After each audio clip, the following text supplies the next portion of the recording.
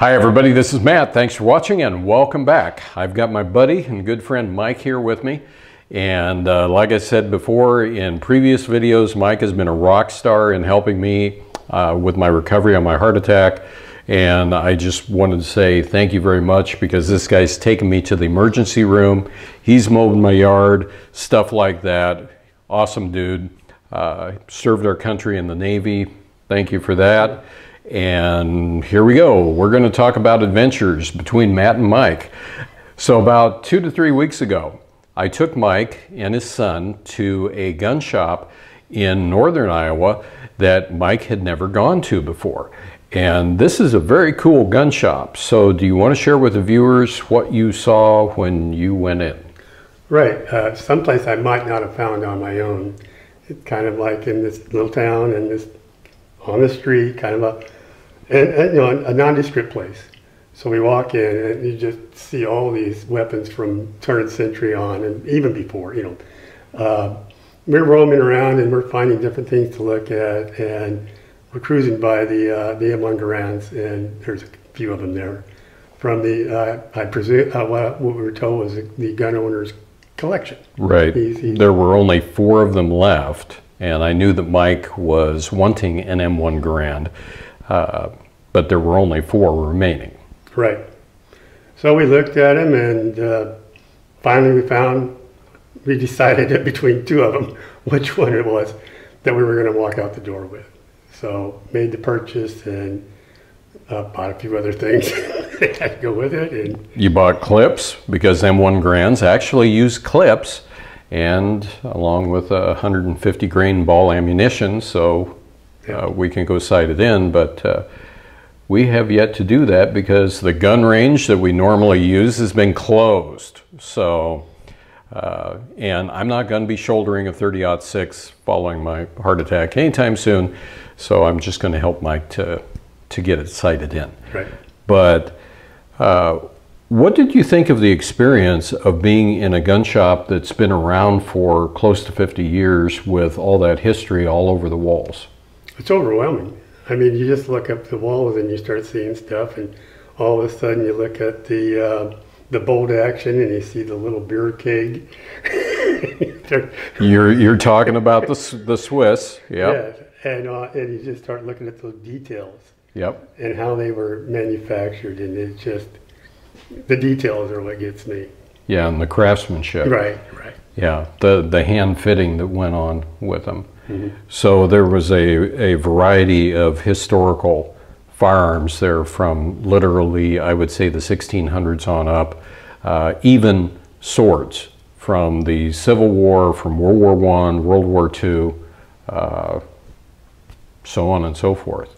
So it was a very educational thing. I've taken my daughter to the same store, and she just absolutely geeked out and was asking me questions about, what's that, what's that, which just, makes me a happy dad. Mm-hmm. So the latest adventure that we went on was we went on a trip yesterday to Brownells, their new warehouse and their showroom facility over in Grinnell, Iowa. Disclaimer, I am not sponsored by Brownells. This is not a paid advertisement for Brownells or anything. I get nothing from Brownells. Brownells does nothing for this good old Iowa boy. I have just been spending money left and right with Brownells since the mid-1970s.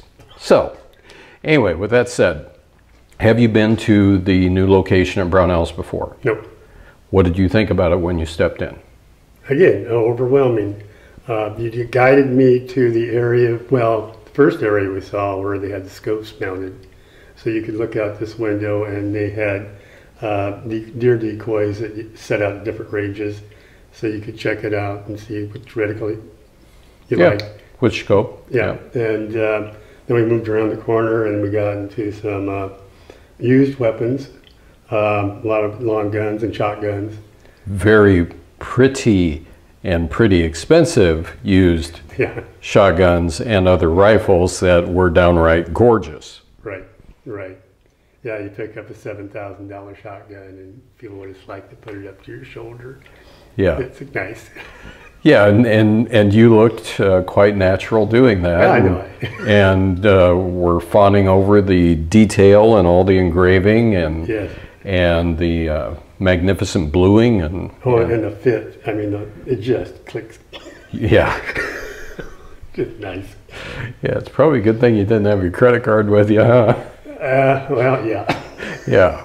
So then we move on from the rifles and the used shotguns and that over to the area where they have the displays set up for the handguns. Now with the handguns there at Brownells, you can actually put your hands on the handguns, and Mike had kind of a little bit of a aha moment, a little revelatory moment with that. So if you'd care to share that with the viewers. Well, I was just going around, and as Matt's saying, that you can actually just pick up something. Well, they'd have the gun locks on the trigger guards, but you can get pretty good purchase on them. And you can walk around, and instead of having something behind the counter or in a case, you can just grab anything you want. And they're on cables, of course, but you get a good idea. And then all of a sudden, I came around this one corner, and I picked up the Beretta, and it just started hugging me. I mean, usually when I'm picking up a gun and I get that web in there, it just kind of like flat. But this one actually started hugging up towards the beaver tail. It went upward. And it took me, I said, what? Yeah. Why is that happening? Yeah, Mike called me over because he had been in the Springfield section, and he had noticed that the Springfield was causing you to move differently when you gripped it, and you didn't like that, but you couldn't believe the way that the Beretta was acting. Right. And the Beretta that you were on was a 1975 to a 1980 Italian model, and they had several used ones that were from that time frame. And if you know anything about Berettas, also you've got a batch that was made from 1980 to 1985, and then 1985 and on. But Mike really enjoyed the way that it just felt like a natural extension of his hand. Right. And then you were asking me if there were any CZs, and I went looking for those, but unfortunately I couldn't find them.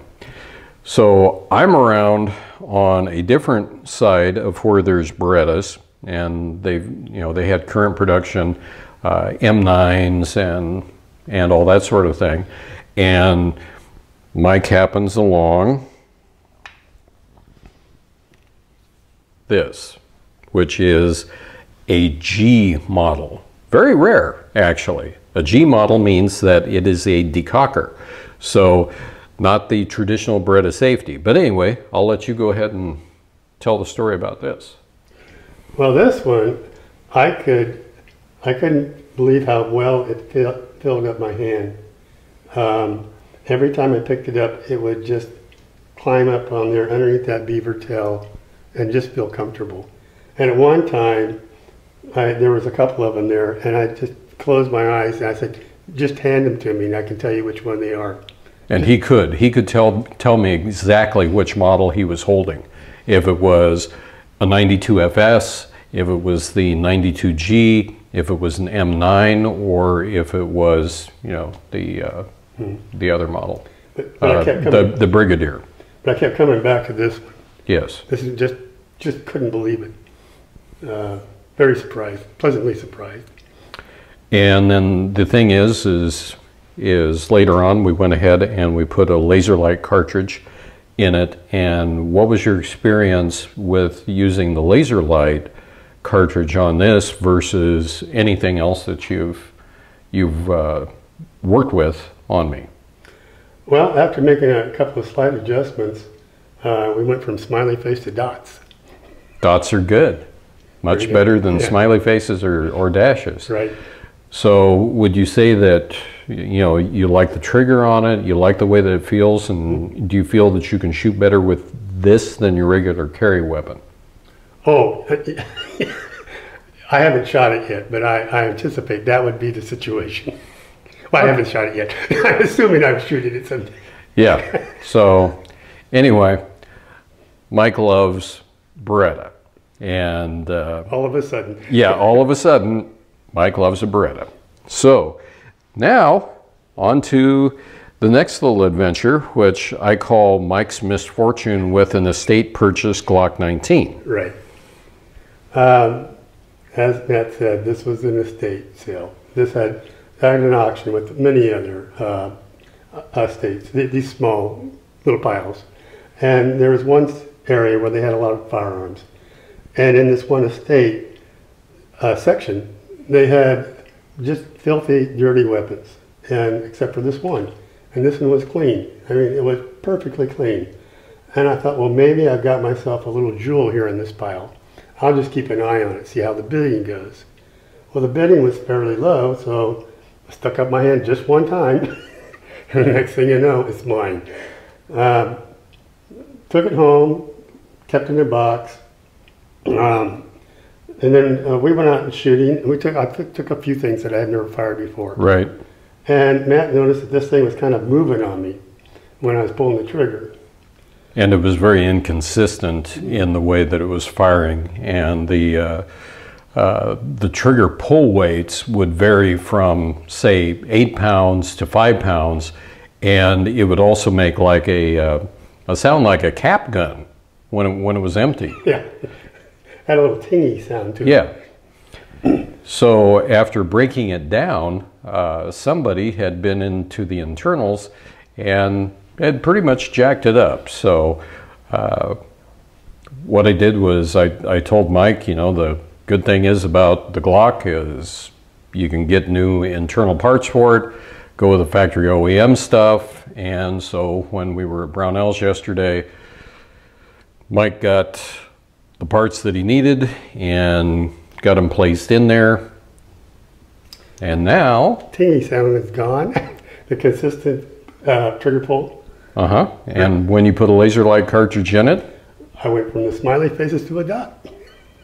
Yeah, so actually putting OEM parts back into that Glock worked. So thankfully it didn't cost Mike a ton of money whatsoever, because you know, it's just the trigger bar with a cruciform and basically a new connector and new spring. That was pretty much it, and Mike's back in business. Right, and Mike's also learned about buying things at estate sales. Yeah, I can say that I have never bought a firearm at an estate sale, and I don't really plan on it. But I'd have to know the family. I'd have to know it, a little history behind it. But at least it's fixed, so next time we go to the range, you'll be able to shoot it and enjoy it. Yeah. So anyway, just thought I would give you a few of the adventures that we've been on, because this has been, thank you, this has been what I've called my lost summer, kind of, sort of, because after having the heart attack and everything else, I had some downtime, and instead of just being around the house, you know, Mike made sure that I got out and actually, you know, did some things. So we got to make a few road trips here and there, and it's been all good. So I just wanted to share that with you folks, because like I said, this is about passing along history. This is about sharing stories of what guys like us and folks like you happen to do. And I would encourage you to make memories. Make memories with your friends, make memories with your family. I mean, it's just like with Mike and his son, you know, that's a memory that they shared, and, you know, they're going to be going out and being able to shoot a piece of military history, and it's all good. So anyway, thanks for watching as usual. Thanks for sticking around, and until next time, everybody, be safe out there and have a good one.